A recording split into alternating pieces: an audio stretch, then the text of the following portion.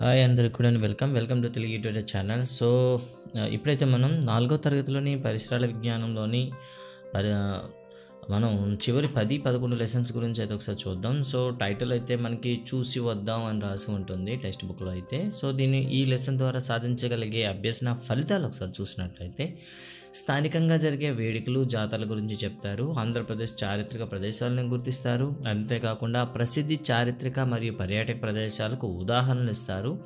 Andhra Pradesh map చారిత్రక ప్రదేశాలను గుర్తిస్తారు. ఆంధ్రప్రదేశ్ యొక్క సాంస్కృతిక వారసత్వ సంపదను అభినందిస్తారు. ఈ 5 అనేవి అభ్యసన ఫలితాలు ఇవ్వడం జరిగింది. ఇక లెసన్లోకి వెళ్ళినట్లయితే మనకి ముత్యాలు అనే అమ్మాయితో స్టార్ట్ చేస్తారు. సో ముత్యాలు అనే అమ్మాయి బండ్లపల్లిలో నివసిస్తూ ఉంటుంది. ఉగాది పండుగకు ఆమె పాడేరులోనే తన అమ్మమ్మ ఇంటికి తన తల్లిదండ్రులతో పాటుగా వెళ్తుంది. అక్కడ కొత్త బట్టలు అన్నీ వేసుకోవడం అన్నీ నార్మల్గా ఉంటాయి. ఇక్కడ ఎగ్జామ్ పాయింట్ ఆఫ్ వ్యూలో అయితే ఒకసారి చూసినట్లయితే ఆమె తన గ్రామానికి తిరిగి వచ్చింది.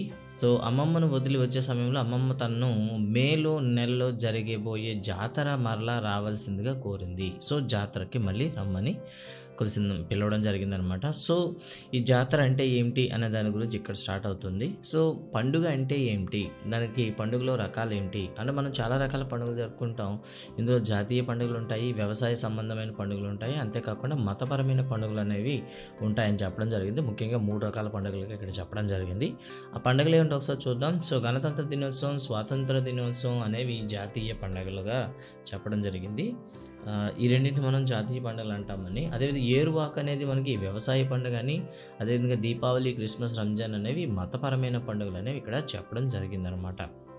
అంతేకాకుండా కొన్ని పండగల గురించి చిన్న డిస్క్రిప్షన్ అయితే ఇచ్చాడు, వాటిని మనం గుర్తుంచుకోవాలి. హిందువులు మార్చి లేదా ఏప్రిల్లో శ్రీరామ నవమి పండుగను జరుపుకుంటారు. ఇది శ్రీరాముడు పుట్టినరోజు అని చెప్తారు అక్కడ. అంతేకాకుండా శ్రీరాముని పూజించి బెల్లంతో చేసిన పానకం అనే ద్రవాన్ని ఇచ్చుకుంటారు అని చెప్పడం జరిగిందనమాట. సో శ్రీరామనవమి రోజు ఇచ్చే పానకం ద్రవం పేరు ఏంటంటే పానకం అని చెప్పాలి. అదేవిధంగా క్రిస్మస్ చూసుకున్నట్లయితే డిసెంబర్ 25న జరుపుకుంటారు. ఇక్కడ క్రిస్మస్ అనగా యేసుక్రీస్తు పుట్టినరోజు అని, శాంతాక్లాజ్ పిల్లలకు బహుమతులు ఇస్తారని, స్వీట్లు ఇస్తారని నమ్మకం.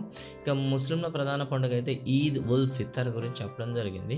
మసీదులో ప్రజలంతా చేరి అల్లాను ప్రార్థిస్తారు, పేదవారికి బహుమతులు ఇస్తారు, కానుకలు అందజేస్తారు, ఈద్ ముబారక్ అంటూ ఒకరినొకరు శుభాకాంక్షలు చెప్పుకుంటారని చెప్పడం జరిగింది. బట్ ఇక్కడ నుండి అయితే కొత్తగా మనకి యాడ్ చేశారు. సిక్కుల ప్రధాన పండుగ అయితే గురునానక్ జయంతి అని చెప్తాం. దీన్నే గురుద్వారా అంటే ఆ రోజు గురుద్వారాకు వెళ్ళి ప్రార్థన చేసి గురునానక్ పుట్టినరోజును అనగా గురు పరచిగా పీల్చుకుంటారు అని చెప్పడం జరిగింది. ఇంకా బౌద్ధులకు సంబంధించి కూడా ముఖ్యమైన పండుగ ఏదంటే బుద్ధుని పుట్టినరోజు అయినటువంటి బుద్ధ పూర్ణిమ. సో బుద్ధ పూర్ణిమ అంటే మనకు అందరికీ తెలిసిందేని, బుద్ధుడు పుట్టింది అదే రోజు, చనిపోయింది కూడా అదే రోజు. సో ఈ విధంగా చెప్పడం జరిగింది. ఇక తర్వాత చూసుకున్నట్లయితే పండుగలప్పుడు ప్రధానంగా ప్రజలు చేసే పని ఏమిటి అంటే పేదవారికి, అవసరంలో ఉన్నవారికి సహాయం చేయడం అనేది పండుగలప్పుడు ప్రజలు విధిగా చేసే ప్రధాన పని అని చెప్పడం జరిగింది. అంతేకాకుండా మానవ సేవే మాధవ సేవ అనేది ఈ పండుగల యొక్క అంతర్ మీనింగ్ అని చెప్పడం జరిగింది. ఇక చూసుకున్నట్లయితే ఎండాకాలం సెలవులో ముత్యాల తన అమ్మమ్మ ఇంటికి వెళ్తే అక్కడ చూడండి ఒకసారి పాడేరు వద్ద మోదుగల గ్రామంలో మోదకొండమ్మ జాతర జరిగింది. సో ఇక్కడ జాతరకు వెళ్ళేసరికి అసలు జాతర అంటే ఏమిటి అని మామయ్యతో వెళ్ళడం జరిగింది కదా. మామయ్యకు జాతర అంటే ఏంటో అన్న ప్రశ్నిస్తుంది. జాతర అంటే సంవత్సరంలో ఒకసారి స్థానిక దేవాలయంలో జరిపే పండుగ అని అర్థం వస్తుంది. దీన్నే మనం జాతర అంటామని చెప్పడం జరిగింది. అంతేకాకుండా మోదుకొండమ్మ తల్లిని పూజిస్తారు కదా, ఇలా ఇంకెక్కడైనా ఉన్నాయా అని అడగడం జరుగుతుందన్నమాట. అది జాతర ప్రత్యేకత గురించి అడిగితే ఇక్కడ చెప్పడం జరుగుతుంది. ఈ ప్రజలు ఈరోజు మోదుకొండమ్మ తల్లిని పూజిస్తారు. ఉత్తరాంధ్రలో గిరిజనులు జరిపే జాతరలో ఇది ఒక ప్రధానమైనది. 3 రోజుల పాటు జరుగుతుంది. ఈరోజు చాలామంది భక్తులు, స్నేహితులు, బంధువులు అందరూ వచ్చి గుడి ప్రాంగణంలో నైవేద్యం తయారు చేస్తారు. దీన్ని దేవతకు సమర్పిస్తారు అని చెప్పడం జరిగింది. ఈ ప్రజలంతా జాతర సమయంలో ప్రార్థనల కోసం, వినోదం కోసం ఒకరితో ఒకరు కలుస్తారు అని ఒక మాట అయితే చెప్పడం జరిగింది. ఇక ఏదైనా జిల్లాలో ఒక చెప్పమంటే ఇక్కడ మనకి మరో పండగ అయితే ఒకటి చెప్పడం జరిగింది. అదే ముత్యాలు తన మామయ్య గారిని మరో ప్రశ్న అడిగిందన్న. గ్రామంకు బండ్లపల్లి అనే పేరు ఎలా వచ్చింది అని అడగడం జరుగుతుంది. ఆ ఊర్లో ఒక పెద్ద రాయి ఉండడం దానికి కారణమే చెప్తుంది. గ్రామదేవత ప్రతిరోజు రాత్రి వేళ ఆ రాయి ఏదైతే ఉందో దాన్ని సందర్శిస్తుంటారు ప్రజలు నమ్ముతారు. అందుకే ఆ రాయిని పవిత్రమైనదిగా భావిస్తారు కాబట్టి ఊరిని బండ్లపల్లి అనే పేరు వచ్చిందని చెప్పడం జరుగుతుందనమాట.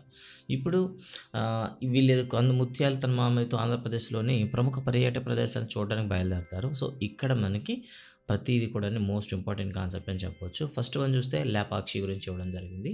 సో, అనంతపురం జిల్లాలోని లేపాక్షిలో వీరభద్రుని గుడి ఉంది.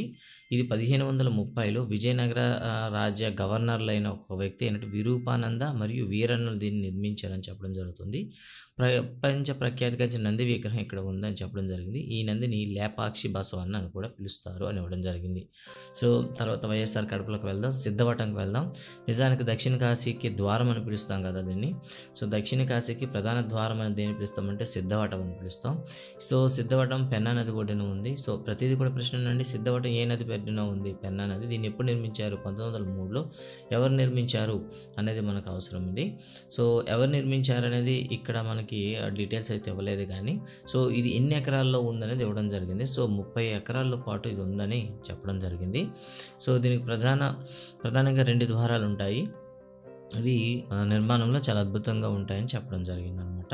సో, తర్వాత మనం చూస్తే చిత్తూరు జిల్లా చంద్రగిరి కోట. ఇది 11వ శతాబ్దంలో విజయనగర పాలకుల ఆధీనంలో కట్టించబడింది యాదవ్ నాయకుల చేత.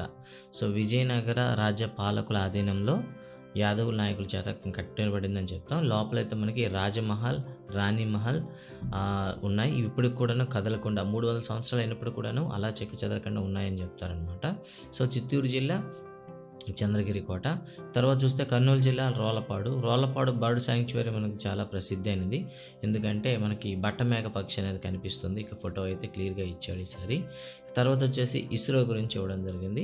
So, Satish Dhawan Indian space research organisation ISRO అనేది శ్రీ పొట్టి శ్రీరాములు నెల్లూరు జిల్లాలో ఉంది. ఇది పులికాట్ సరస్సు దగ్గరలో సూలూరుపేటలో నిర్మించబడింది. కృత్రిమ ఉపగ్రహాలను రాకెట్లను ఇక్కడ నుండి అంతరిక్షంలో ప్రవేశపెడుతూ ఉంటారని చెప్పడం జరిగింది. ఇంకో మాట ఏంటంటే ఇక్కడ ప్రతి సంక్రాంతి సమయంలో ఇక్కడ పండుగ జరుగుతూ ఉంటుంది. దాన్ని ఫ్లెమింగో పండుగ అంటాం. అంటే ఈ ఫ్లెమింగో పక్షుల శాంక్చురీకి చాలా సైబీరియన్ నుండి కూడా పక్షులు వస్తుంటాయి. వాటికి సంబంధించి పులికాట్ సరస్సు సమీక్షంలో ఈ పండుగ జరుపుకుంటారని చెప్పడం జరిగింది. ఇక తర్వాత వచ్చి అత్యంత చరిత్ర కలిగినటువంటి మోటుపల్లి పోర్ట్ అండి. సో, మోటుపల్లి అనేది కాకతీయుల కాలంలో నిర్మించబడిన ప్రసిద్ధ నౌకాశ్రయం. ఇది 11వ శతాబ్దంలో ప్రసిద్ధ నావికులు పోర్చుగీస్ దేశస్తులు మార్కో పోలో ఈ పోర్టును సందర్శించారని చెప్పడం జరుగుతుంది. ఈ పోర్టు ద్వారా ఏమేమి ఎగుమతులు అయ్యేవంటే గంధం, ముత్యాలు, లోహం, పట్టు, మిరియాలు, దంతం వంటి పదార్థాలు అనేవి ప్రపంచవ్యాప్తంగా అన్ని దేశాలకు ఎగుమతి అయ్యేవి అని చెప్పడం జరిగింది ఇక్కడ. తర్వాత చూస్తే గుంటూరు జిల్లాలోని అమరావతి స్తూపం గురించి ఒక మాట చెప్పడం జరిగింది. అమరావతి స్తూపం శిథిలావస్థకు చేరిన బౌద్ధ స్తూపం. దీన్ని అమరావతిని ధర్మకోట అని చెప్తారనమాట. ఈ రెండు కూడా మనకి ఆంధ్రప్రదేశ్లో ఉండేటటువంటి శాతవాహనాలకి ప్రధాన రాజధానిగా చెప్తాము. సో, బౌద్ధ మతం అనుసరించిన శాతవాహనులు బౌద్ధ మతాన్ని అనుసరించి అనేక స్తూపాలు నిర్మించారు. అందులో అమరావతి ఒకటని చెప్పడం జరిగింది. ఇక నెక్స్ట్ వన్ కొండపల్లి అండి. కొండపల్లి కృష్ణా జిల్లాలో ఉంది. విజయవాడకు దగ్గరలో ఉంది. ముసునూరి నాయకులు ఈ కోటను కట్టించారు. అయితే 1370లో ముసునూరు నాయకులు పతనం తర్వాత కొండవీడు రెడ్డి రాజుల పాలనలోకి వెళ్ళింది. అప్పటి నుండి ఈ కొండపల్లి అనేది మనకి ఉందని చెప్తారు. సో, కొండపల్లి అనేది నిజంగా దేనికి ప్రసిద్ధి అంటే బొమ్మలకు ప్రసిద్ధి. ఇక పశ్చిమ గోదావరి జిల్లా కొల్లేరు సరస్సుకు వద్దాం. భారతదేశంలో అతిపెద్ద మంచినీటి సరస్సులో ఇది ఒకటి. గోదావరి కృష్ణా నదుల మధ్య విస్తరించి ఉంది. కొల్లేరు సరస్సు వద్ద అటపాక పక్షి సంరక్షణ కేంద్రం ఉంది అని చెప్తాం అనమాట. సో, కొల్లేరు సరస్సులో ఉండేటటువంటి పక్షి కేంద్రం అటపాక పక్షి సంరక్షణ కేంద్రం. దీని విస్తీర్ణం అయితే మనకి 673 చదరపు కిలోమీటర్లు అండి. ఓకే, ఈ పక్షి సంరక్షణ కేంద్రంకి పెలికాన్ పక్షులు, సైబీరియన్ కొంగులు, పెయింటెడ్ స్టాక్స్ వంటి పక్షులన్నీ కూడాను వస్తూ ఉంటాయి. వాటి సంరక్షణార్థం కొన్ని ప్రత్యేక ఏర్పాట్లు అయితే చేశారని చెప్పారు. ఇక తర్వాత తూర్పుగోదావరి జిల్లా కోరింగ అంటాం. సో, ఇది కూడా మనకి అతి పురాతన, నిజానికి అయితే ఇది ఒకప్పుడు మనకేమంటాం నౌకాశ్రయం ఇది. సో, మనకి ఐరోపియన్స్ వచ్చే టైంలో ఇది మనకి నౌకాశ్రయం. అది తర్వాత ఇది అంతరించిపోయింది. ఇక్కడ కోరింగ వన్యప్రాణి సంరక్షణ కేంద్రం ఉంది. ఇది తూర్పుగోదావరి జిల్లాలో ఉందని చెప్తాం. భారతదేశంలో విస్తరించిన మడ అడవుల్లో రెండవది పెద్దది. మొదటిది అయితే మనం సుందర్బన్స్ చెప్తాం. ఇంకా రెండవది ఈ కోరింగ. ఇక్కడ అనేక రకాల మడ చెట్లు ఉన్నాయి. అంతేకాకుండా 120 కన్నా ఎక్కువ సంఖ్యలో పక్షి జాతులు ఇక్కడ ఉన్నాయంట. సో, మడ అరణ్య మడ ఆవరణ వ్యవస్థ సముద్రం లేదా మడ ఆవరణ వ్యవస్థ సముద్రం లేదా మహాసముద్రంలో నది కలిసే చోట ఏర్పడుతూ ఉంటుంది అని చెప్తాం అనమాట. ఇక తర్వాత మనం చూసుకున్నట్లయితే విశాఖపట్నం జిల్లా బొర్రా గుహల గురించి మనం మాట్లాడాలి. విశాఖపట్నం జిల్లా అరకు లోయలో అనంతగిరి కొండల్లో బొర్రా గుహలు అనేవి ఏర్పడ్డాయి. నిజానికి ఇవి నదీ ప్రవాహం వల్ల ఏర్పడ్డాయని చెప్తారు. ఇది 705 మీటర్ల పొడవున 80 మీటర్ల లోతున విస్తరించి ఉంది. సో ఇది ప్రధానంగా భారతదేశంలో లోతైన పెద్ద గుహలు ఇది ఒకటి అంటాం. ఇది ఏర్పడడానికి ప్రధాన కారణం ఏంటంటే గోస్తని నది. మరి ఈ గుహల్లో ఉండేటటువంటి రాయి ఏ రకం రాయి అంటే సున్నపు రాయి నిక్షేపాలు అనమాట. ఈ రాయి నిక్షేపాలు గుండా నది ప్రవహించడం వల్ల మనకి లోయలు ఏర్పడ్డాయని చెప్తారనమాట. తర్వాత విజయనగరం జిల్లా బొబ్బిలికోట. నిజానికి పూర్వంలో మనకి బొబ్బిలికోట అనేది మట్టితో ఉండేది. అది 1757లో బొబ్బిలి రాజులకు విజయనగరం రాజులకు యుద్ధం జరిగిన తర్వాత ఆ కోట ధ్వంసమైంది. అదే పేరుతో అదే విధంగా మళ్ళీ కొత్తగా నిర్మించారు. సో మనకైతే పటంలో కనిపిస్తుంది. సో ఇదే మనకి బొబ్బిలి కోట అని చెప్తాము. అంతేకాకుండా ఇక్కడ దగ్గరలో ఉండేటటువంటి ఒక గ్రామం ఉంది, గొల్లపల్లి అంటాము. గొల్లపల్లి. ఇక్కడ వడ్రంగులు ఉంటారు, వాళ్ళని ప్రత్యేకమైన పేరుతో పిలుస్తారు. వాళ్ళని సర్వసిద్ధి వడ్రంగులు అని పిలుస్తారు. వీళ్ళు చేసే వీణనే మనం బొబ్బిలి వీణగా అంటాము. ఇది ప్రపంచ ప్రసిద్ధి చెందిందని చెప్తాము. ఇక శ్రీకాకుళం జిల్లాలోకి వచ్చినట్లయితే తేలు నీలాపురం గురించి మాట్లాడుకోవాలి. శ్రీకాకుళం జిల్లాలో మనకి పక్షి సంరక్షణ కేంద్రాలు 2 ఉంటాయి. ఒకటి తేలు నీలాపురం, 2 తేలు కుంచి అంటారు. సో అడ్రస్లు అడిగితే మాత్రం ఇది ఇచ్చాపురం అని చెప్తారు, దీన్ని అయితే టెక్కలి అని చెప్తారండి. సో తేలు నీలాపురం ఏ నగరానికి దగ్గరగా ఉంది అంటే టెక్కలి. అదే తేలు కుంచి పక్షి సంరక్షణ కేంద్రం ఏ నగరానికి దగ్గరగా ఉందంటే ఇచ్చాపురం అని చెప్తారండి. సో ఇవి 2 మనకి ప్రధానమైనటువంటి పక్షి సంరక్షణ కేంద్రాలు మనకి నిజంగా శ్రీకాకుళం జిల్లాలో ఉన్నవి. సుమారు 3000కు పైగా ఇక్కడికి పెలికాన్లు కానీ పెయింటెడ్ పక్షులు కానీ మనకి ఇక్కడ రావడం జరుగుతుంది. సెప్టెంబర్ నుండి మార్చి నెలల వరకు ఇక్కడ ఉండి తమ సంతానాన్ని అభివృద్ధి చేసి తిరిగి వెళ్ళిపోవడం అనేవి జరుగుతూ ఉంటాయి. ఇవి మన పాఠ్యపుస్తకంలోనే ప్రధానమైనటువంటి సందర్శనీయ ప్రదేశాల గురించి ఇవ్వడం జరిగింది. సో తర్వాత మనం చూసుకున్నట్లయితే ఇంకా చివరి పాఠం మనం ఎక్కడ ఉన్నాము అనే పాఠ్యభాగం ఒకటి ఉంది. సో ఇది మనకి జాగ్రఫీకి సంబంధించింది. సో ఒకసారి చూద్దాం. ఇక్కడ ఈ జాగ్రఫీకి సంబంధించినటువంటి పరిచయం అనేది ఇద్దరు ఫోన్లో మాట్లాడుకున్నట్లు ఇవ్వడం జరుగుతుంది. సో ఫోన్లో మాట్లాడుకున్నప్పుడు చిరునామా చెప్పడం జరుగుతుంది. ఈ చిరునామాను ఆధారంగా చేసుకొని మనకు ఒక ప్రదేశం యొక్క జాగ్రఫీ ఏ విధంగా ఉంటుందని చెప్పడం జరుగుతుంది. సో గ్రామం అంటే ఏమిటి అనే దానికి డెఫినేషన్ ఇవ్వడం జరుగుతుంది. ప్రజలు కలిసి నివసించే ప్రదేశాన్ని గ్రామము అంటారని ఒక డెఫినేషన్ ఇవ్వడం జరిగింది. అయితే ప్రతి గ్రామానికి కొన్ని ఏముంటాయి, సరిహద్దులు ఉంటాయి. సో ఇక్కడ విద్యార్థి చెప్పినటువంటి గ్రామం పేరు ఇక్కడ మనకి ఒకటి ఇవ్వడం జరిగింది, దోన్బాయ్. ఇది నిజంగా శ్రీకాకుళం జిల్లాలో ఉంది. సో ఈ దోన్బాయ్ గ్రామానికి హద్దుల గురించి మాట్లాడమంటూ ఇక్కడ ఇవ్వడం జరిగింది. సో ఫస్ట్ ఆఫ్ ఆల్ చూద్దాం ఈ దోన్బాయ్ గ్రామానికి ఉండే సరిహద్దులు ఒకసారి చూద్దాం. సో ఉత్తరం అయితే ముత్యాల గ్రామం ఉంది, తూర్పునైతే పైనాపిల్ తోట, పశ్చిమానైతే మల్లి గ్రామం, దక్షిణైతే సంభం గ్రామం అయితే ఉన్నాయి అని చెప్తూ మధ్యలో ఏదో ఒక ఏరు పారుతున్నట్టు వేశారు. ఇప్పుడు చూద్దాం. శ్రీకాకుళం జిల్లా సీతంపేట గ్రామం, దోనుబాయ్. సీతంపేట అనేది మండలం అండి, దోనుబాయ్ అనేది ఒక గ్రామం ఇది. సో ఈ గ్రామానికి సంబంధించిన ఎల్లలు ఇక్కడ చెప్పడం జరిగింది. అంతేకాకుండా పైన చెప్పిన గ్రామం ఎల్లలు రాయాలండి ఇస్తూ ఇవ్వడం జరిగింది. అదేవిధంగా సీతంపేట మండలం మ్యాప్ అయితే ఇక్కడ ఇచ్చి దోనుబాయిని మాత్రం ఇక్కడ మనకి రంగు పోయడం జరిగింది, దాని యొక్క హద్దులు రాయమనడం జరిగింది. సో సీతంపేట మండలం సరిహద్దులు తూర్పున కొత్తూరు మండలం ఉందండి, ఇక్కడ మనకి కొత్తూరు మండలం కనిపిస్తుంది. అదేవిధంగా పశ్చిమానైతే పాలకొండ మండలం, అదేవిధంగా ఉత్తరానైతే భామిని, దక్షిణానైతే బూర్జ మండలం, ఉత్తరానైతే మనకు భామిని మండలం కనిపిస్తున్నాయండి. సో వీటిపైన కూడా మనకి ప్రశ్న అడగవచ్చు. సో సీతంపేట మండలం మ్యాప్లో సరిహద్దులు ఏవంటే తూర్పున కొత్తూరు, పశ్చిమాన పాలకొండ, ఉత్తరాన భామిని, దక్షిణాన బూర్జ మండలాలు అయితే కనిపిస్తుంటాయి. అలా అనుకుంటే మనం ఏ జిల్లాలో ఉన్నామంటూ మరో ప్రశ్న అడగడం జరిగింది. అంటే కొన్ని గ్రామాలన్నీ కలిసి మండలం ఏర్పరిస్తే అలాంటి మండలాలన్నీ కలిపి ఒక జిల్లాను ఏర్పరుస్తాయని చెప్తూ శ్రీకాకుళం జిల్లా మ్యాప్ అయితే ఇవ్వడం జరిగింది. దీని యొక్క సరిహద్దులు కూడా చెప్పడం జరిగింది. తూర్పున మనకి బే ఆఫ్ బెంగాల్, బంగాళాఖాతం ఉంటుంది. అదేవిధంగా పశ్చిమాన, అదేవిధంగా దక్షిణాన రెండింటిలో మనం చూస్తుంటే విజయనగరం జిల్లా ఉంటుంది. అదేవిధంగా ఉత్తరాన్ని చూసుకుంటే మనకి ఒరిస్సా జిల్లా కనిపిస్తుందండి. ఇవి శ్రీకాకుళం జిల్లా యొక్క సరిహద్దులు. తూర్పున బంగాళాఖాతం, సో దక్షిణాన, పశ్చిమాన రెండింటిలో విజయనగరం, ఉత్తరాన అయితే ఒరిస్సా అయితే కనిపిస్తుంది. మరి ఇలా జిల్లాలు ఉండేటటువంటి ఒక పెద్ద ప్రాంతాన్ని ఏమని పిలుస్తారంటే రాష్ట్రం అని పిలుస్తాం. ఇక్కడ మన ఆంధ్రప్రదేశ్ రాష్ట్రం యొక్క మ్యాప్ అయితే ఇవ్వడం జరిగింది. సో ప్రస్తుతం అయితే మనకు 13 జిల్లాలు ఉన్నాయి. 4 రాయలసీమ, 9 కోస్తా జిల్లాలుగా చెప్తాము. మరి ఆంధ్రప్రదేశ్కి సరిహద్దులు చూసుకుంటే తూర్పున మనకి బంగాళాఖాతం కనిపిస్తుంది. అదేవిధంగా ఉత్తరాన అయితే మనకు ఒరిస్సా, తెలంగాణ, ఛత్తీస్గఢ్ రాష్ట్రాలు ఉన్నాయి. దక్షిణాన తమిళనాడు మనకి కనిపిస్తాయి. సో ఈ విధంగా మనకి పడమటిన కర్ణాటక, ఇక్కడ చూడండి ఇటువైపు అయితే కర్ణాటక, సో ఇటువైపు అయితే మనకు ఉత్తరం అని పిలుస్తాం తెలంగాణ, ఛత్తీస్గఢ్, ఒరిస్సా, దక్షిణాన అయితే తమిళనాడు అని చెప్పడం జరిగింది.